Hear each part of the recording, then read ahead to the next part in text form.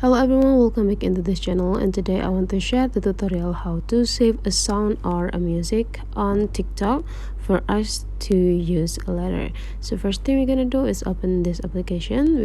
I already have my applications open here. So now we need to find out the audio that we want to save. Okay, let's say we want to save this audio.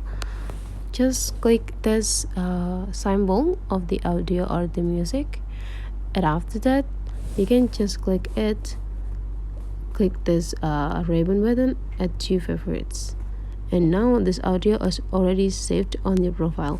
How to check it? It's just go into the profile button here, and then after that we can go into the save, and please go into the sounds, and done.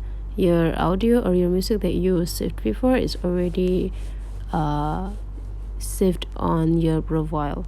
So here is how the way you save the audio. If you have found that this tutorial is quite useful for you, don't forget to leave some comment, like, and subscribe into this channel.